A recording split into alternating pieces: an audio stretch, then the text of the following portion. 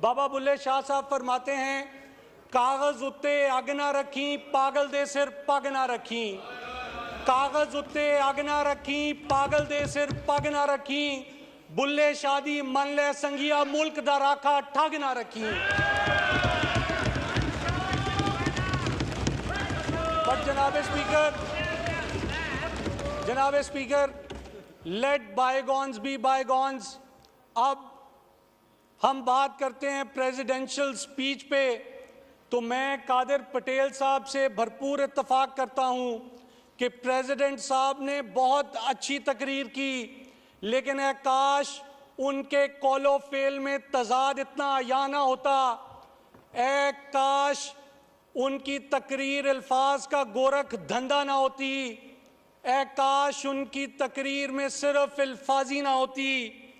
President साहब ने सियासी दर्जा हरारत कम करने की बात की, मिल बैठ के सियासी इख्तलाफात ख़त्म करने की बात की, तो जनाब स्पीकर इसमें कोई दो राय नहीं है। शेर पढ़िएगा प्लीज, बहुत ज़्यादा हो गया। बिस्मिल्लाहिर्रहमानिर्रहीम। जनाब स्पीकर, सबसे पहले मैं अल्लाह ताला की ज़ात का शुक्रगुजार हूँ।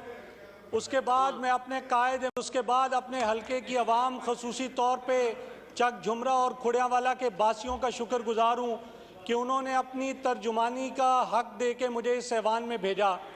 जनाब स्पीकर, मेरी शदीद ख्वाहिश थी कि इस ऐवान में मैं वज़ीर आज़म के इंतखाब से पहले बात कर सकता, लेकिन मुझे इस बात का बखूबी इल्म है कि rules of procedure national assembly के इस बात की इजाज़त नहीं देते, तो इसलिए मैं यहाँ पे ये बात ना कर सका।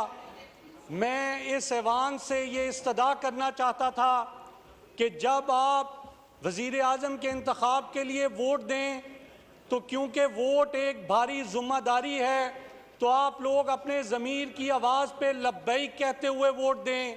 आप लोग बाबा बुल्ले शाह साहब की नसीहत पे अमल करते हुए वोट दें। बाबा बुल्ले शाह साहब फरमाते हैं, कागज़ उत्ते अग ना रखी, पागल दे सिर पग ना रखी। कागज़ उत्ते अग ना रखी, पागल दे सिर पग ना रखी। बुल्ले शादी मन ले संगिया, मुल्क दा राखा ठग ना रखी। बट जनाब speaker, let bygones be bygones. अब हम बात करते हैं प्रेसिडेंशियल स्पीच पे, तो मैं कादिर पटेल साहब से भरपूर इत्तफाक करता हूं कि प्रेसिडेंट साहब ने बहुत अच्छी तकरीर की, लेकिन काश उनके कौलो फेल में तजाद इतना आया ना होता। काश उनकी तकरीर अल्फाज का गोरख धंधा ना होती। काश उनकी तकरीर में सिर्फ अल्फाजी ना होती। प्रेसिडेंट साहब ने सियासी दर्जा हरारत कम करने की बात की, मिल बैठ के सियासी इख्तलाफात ख़त्म करने की बात की, तो जनाब स्पीकर इसमें कोई दो राय नहीं है कि if Pakistan has to prosper, तो हमें पॉलिटिकल स्टेबिलिटी की ज़रूरत है, हमें नेशनल कंसेंसस की ज़रूरत है। और इस बात में भी कोई शक नहीं कि इमरान खान साहब इस वक्त पाकिस्तान के सबसे मकबूल लीडर हैं। इमरान खान साहब को ऑन बोर्ड लिए बगैर, उनके साथ आइन और कानून के तकाजे पूरे किए बगैर इस मुल्क में पॉलिटिकल स्टेबिलिटी नहीं आ सकती। कैसे हम इस मुल्क में पॉलिटिकल स्टेबिलिटी ला सकते हैं जबकि आज भी जेलों में हमारे लीडरान कैद हैं? जनाब चौधरी परवेज़ इलाही साहब, शाह महमूद कुरैशी साहब, एजाज चौधरी साहब, उमर सरफराज सीमा साहब, मियाँ महमूदुर रशीद साहब, हत्ता के हमारी ख़वातीन भी आज भी पाबंदे सलासल हैं। जनाब स्पीकर, ये एक फैशिस्ट रजीम है, और फैशिज्म क्या होता है आज मुझे इंतहाई अफसोस के साथ और शर्मिंदगी के साथ ये कहना पड़ता है कि ये वो पाकिस्तान नहीं है जिसका ख्वाब अल्लामा मोहम्मद इकबाल साहब ने देखा था। ये वो पाकिस्तान नहीं है जो इस नारे पे कायम हुआ कि पाकिस्तान का मतलब क्या, ला इलाहा इल्लल्लाह। और इंतहाई अफसोस के साथ ये कहना पड़ता है कि ये वो पाकिस्तान नहीं है जिसके लिए मेरे और आपके बुजुर्गों ने कुर्बानियां दी थी। सो खुदारा होश के नाखुन लें, इस मुल्क को पॉलिटिकल स्टेबिलिटी की तरफ लेके जाएं, रूल ऑफ लॉ की तरफ लेके जाएं, तभी पाकिस्तान तरक्की करेगा। दूसरा जनाब स्पीकर, प्रेसिडेंट साहब ने अवामी ज़रूरियात पे तवज्जो मरकूज़ करने की बात की, तो मैं इस ऐवान की याद दहानी के लिए और उनकी याद दहानी के लिए बता दूं कि एक फैसला पाकिस्तानी अवाम ने 8 फरवरी को किया था। पाकिस्तानी अवाम ये जान चुकी है, इस बात से बखूबी आगाह है कि ये उनके हकूक़ की तर्जुमानी नहीं कर सकते, ये उनके जज्बात की अक्कासी नहीं कर सकते, ये उनके मसीहा नहीं हो सकते। इसीलिए 8 फरवरी को बदतरीन शिकस्त का सामना करना पड़ा और फिर बदतरीन धांधली करके ये लोग इक़्तिदार पे गासिब हुए। और फिर जनाब स्पीकर, प्रेसिडेंट साहब ने आइन और कानून की बालादस्ती की बात की, तो मैं इस ऐवान के तवस्सुत से प्रेसिडेंट साहब से पूछना चाहता हूं कि कौन से मुल्क का आइन और कानून इस बात की इजाज़त देता है कि आप अवामी मैंडेट की तौहीन करें। 80 हज़ार की लीड से शिकस्त खाने के बाद फॉर्म 47 की बर्तरी को फॉर्म 47 में रद्दो बदल करके इस ऐवान का हिस्सा बने।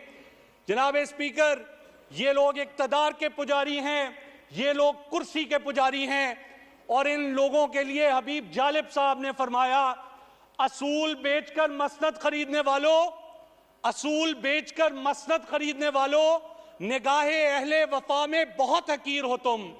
वतन का पास, असूल बेचकर मसनद खरीदने वालों, निगाहे अहले वफा में बहुत हकीर हो तुम।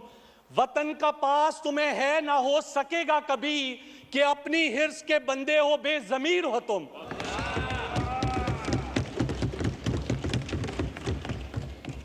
फिर जनाब स्पीकर, प्रेसिडेंट साहब ने एम्प्लॉयमेंट अपॉर्चुनिटीज क्रिएट करने की बात की, नौकरियां देने की बात की और मईशत की बहाली की बात की।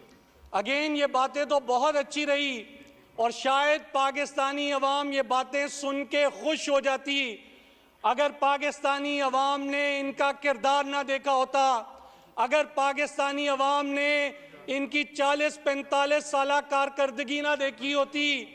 इन्होंने 40-45 साल में अवाम को भूख, नंग और अफलास के तोहफे दिए हैं। 45 सालों में गरीबों का इस्तेसाल किया, मजदूरों का इस्तेसाल किया, किसानों का इस्तेसाल किया, और जो 16 माह का ताज़ा तरीन इक़्तिदार है वो पाकिस्तानी तारीख का बदतरीन दौर है। आज़ादी इज़हार राय पे कदगने लगी हुई हैं, चादर और चार दीवारी का तकद्दुस बार बार पामाल हो रहा है।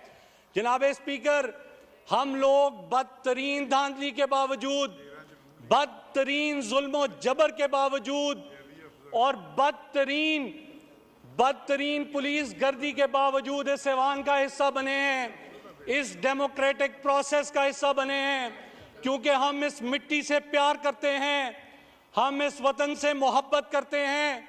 लेकिन हम लोग ना खामोश रहेंगे, ना हम लोग भूलेंगे, हम लोग सवाल उठाएंगे, हम लोग अवाम की एक एक पाई का हिसाब लेंगे खान के टाइगर असेंबली के अंदर, और पाकिस्तानी अवाम असेंबली के बाहर आपसे बाज पुरस करेगी। और अगर आप इस गलत फहमी में हैं कि आप अवामी मैंडेट की तौहीन करते हुए इक़्तिदार पे कब्जा करेंगे, आपस में वजारतें बांटेंगे और कोई आपसे बाज पुरस नहीं करेगा, तो then you are in for a big surprise.